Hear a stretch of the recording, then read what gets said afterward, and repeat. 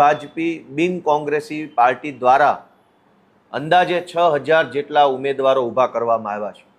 ગુજરાતના ઇતિહાસમાં અગાઉ ક્યારેય પણ કોંગ્રેસ અને ભાજપ સિવાયની કોઈ પાર્ટીએ આટલી મોટી સંખ્યામાં ઉમેદવારો ઊભા કર્યા હોય એવું બન્યું નથી।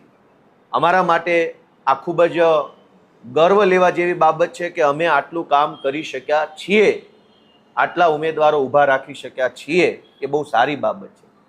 પણ અમે ઉમેદવારો ઊભા રાખ્યા એ બાબતથી ભાજપને બિલકુલ ગમ્યું નથી। પહેલાં તો ભાજપે એ કોશિશ કરી કે અમારામાંથી કોઈ ઉમેદવાર ચૂંટણી લડવા તૈયાર થયો હોય તો એ ફોર્મ જ ના ભરે, એના માટે અનેક અમારા દાવેદારો ઉપર, એમના પરિવારો ઉપર પોલીસે દમન કર્યું, ખોટી એફઆઈઆરો કરી, ધાક ધમકી કરી, દાબ દબાણ કર્યું। અનેક એવા વ્યક્તિઓને અમારી પાર્ટીમાંથી ઉમેદવાર બનતા રોક્યા ધાક ધમકી કરીને। તેમ છતાં પણ જે મજબૂત મક્કમ મનોબળના માણસોએ અમારી આમ આદમી પાર્ટીમાંથી ઉમેદવારી કરી એને ગઈકાલ બપોર પછીથી જ ભાજપ અને પોલીસ બે સક્રિય થઈ ગયા। અમારા અનેક ઉમેદવારોને પોલીસે રૂબરૂમાં જઈને પોલીસ સ્ટેશનોમાં બોલાવીને ધાક ધમકી કરી છે કે તમે આમ આદમી પાર્ટીમાંથી ફોર્મ પાછું ખેંચી લો, નહીંતર તમને દારૂના અને લૂંટના અને બળાત્કારના ખોટા કેસોમાં ફસાવી દઈશું। આ કેવી વાત થઈ? અને એમાંય પોલીસ આ ધંધા કરશે ગુજરાતમાં? મારી પાસે રેકોર્ડિંગ છે, મેં પાર્ટીમાં સૂચન કર્યું છે કે બધા જ મીડિયા મિત્રોના વોટ્સએપમાં આ રેકોર્ડિંગ આપી દેવામાં આવે કે કેવી રીતે પોલીસ, બુટલેગર અને ભાજપના માણસો ત્રણેય ભેગા મળી અમારા ઉમેદવારો ઉપર હવે દબાણ બનાવે છે કે ફોર્મ પાછું ખેંચી લો। પહેલા તો ભાજપના માણસો એવું કે તમે બોલો કેટલા પૈસા જોશે, પૈસા આપે અને વાત પતી જાય તો ઠીક છે, પણ જે અમારા ઉમેદવારો એમ કહે છે કે પૈસા લેવાના નથી, અમે તો કટ્ટર ઈમાનદાર માણસો છીએ, અમે તો બદલાવ માટે આવ્યા છે, તો એને પોલીસથી ડરાવવામાં આવે છે। અને પોલીસે આ અભિયાન હાથ ઉપર લીધું છે કે આમ આદમી પાર્ટીના ફોર્મ જે ઉમેદવારોના ભરાઈ ગયા છે એ ઉમેદવારોને ડરાવી ધમકાવી ખોટા કેસમાં ફસાવાની ધમકી મારી અને ફોર્મ પાછું ખેંચી લે। શા માટે આવું? 30 વર્ષથી કહેવાતા વિકાસની વાતો કરનારા લોકોએ અમારી જેવી સામાન્ય નાની પાર્ટી એક ફોર્મ ભરે અને ચૂંટણીમાં ઊભી રહે, એનાથી શું તકલીફ પડે છે? બહુ તો શું થશે, અમે હારી જઈશું। પણ ભાજપને કેમ એવી તકલીફ પડે છે કે અમારા ફોર્મ પાછા ખેંચાવા પડે?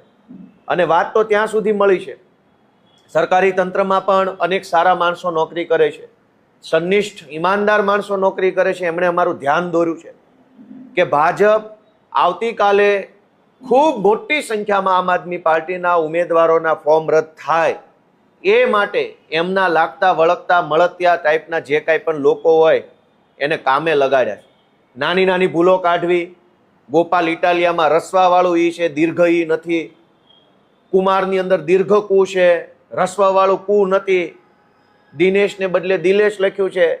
આવા બધા વાંધા વચકાઓ કાઢીને, નાની નાની વસ્તુને મોટી બનાવીને, કારણ વગરના વાંધાઓ ઊભા કરીને ખૂબ મોટી સંખ્યામાં આમ આદમી પાર્ટીના ઉમેદવારોના ફોર્મ રદ કરવાનું એક ષડયંત્ર ભાજપે ગોઠવી રાખ્યું છે। અને કેટલાક સરકારી માણસોને આની સૂચના આપી હોય એવા મેસેજ અમારા સુધી પહોંચ્યા છે। કેટલાક સારા માણસોએ અમારું ધ્યાન દોર્યું છે। ભાજપની અંદર ઘણા બધા મિત્રો છે જે આવા બધા કૂડ કપટને પસંદ નથી કરતા। ભાજપના હોદ્દેદારોમાં ઘણા એવા માણસો છે જે આટલી નિમ્ન કક્ષાની રાજનીતિને પસંદ નથી કરતા। એમણે ભાજપના ઘણા માણસોએ મારું ધ્યાન દોર્યું, વ્યક્તિગત ફોન કરીને કે ગોપાલભાઈ તમારી મહેનત બહુ સારી છે, પણ અમારી એટલે કે ભાજપ પાર્ટીવાળા લોકો આ નિમ્ન કક્ષાનું કૃત્ય કરવા જઈ રહ્યા છે, તમે જરાક સાવધાન રહેજો। મારી અમારા તમામ ઉમેદવારોને, ગુજરાતભરના લોકોને, સૌ જાગૃત નાગરિકોને એક વિનંતી છે કે જાગતા રહેજો, નજર રાખજો।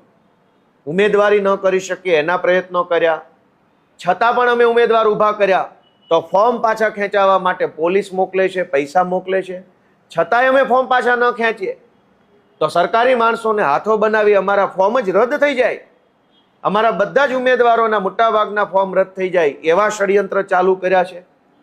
મને એ કહેતા બહુ દુઃખ થાય છે કે 30 વર્ષથી વિકાસની વાતો, ગુજરાતને સમૃદ્ધ બનાવ્યું ને આગળ લઈ આવ્યા ને આવું બધું કર્યું હોય તો પછી તમારે ભાજપવાળાએ આવા ધંધા કેમ કરવા પડે છે? ફોર્મ રદ કરાવવાના ધંધા કેમ કરવા પડે છે?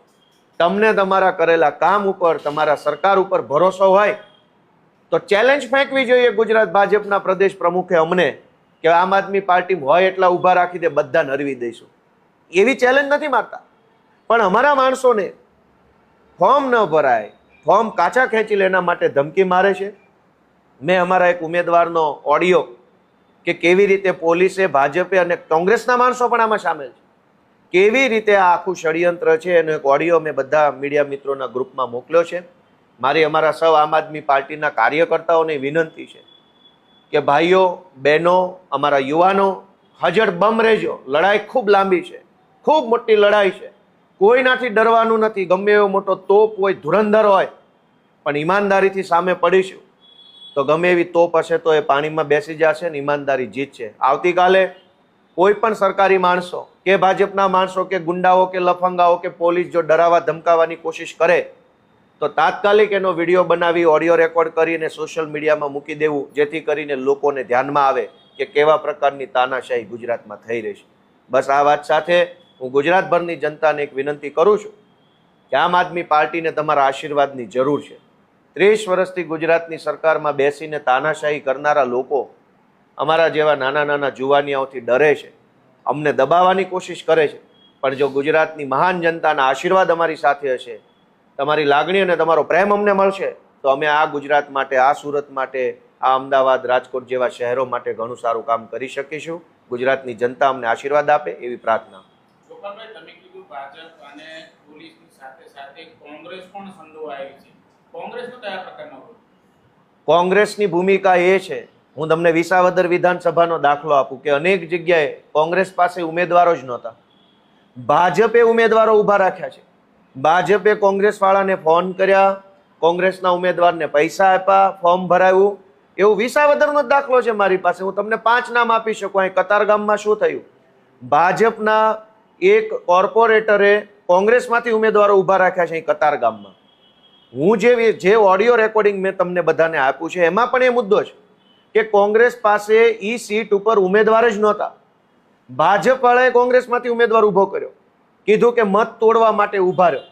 ગુજરાતની લગભગ નહીં તો 200 એવી સીટો છે કે જ્યાં કોંગ્રેસને ભાજપમાંથી ઉમેદવારો આવ્યા અને ભાજપના પૈસા ભાજપના, ઉમેદવાર ભાજપનો, ટિકિટ કોંગ્રેસની અને ચૂંટણીમાં મત તોડવા માટે ઊભું રહેવાનું.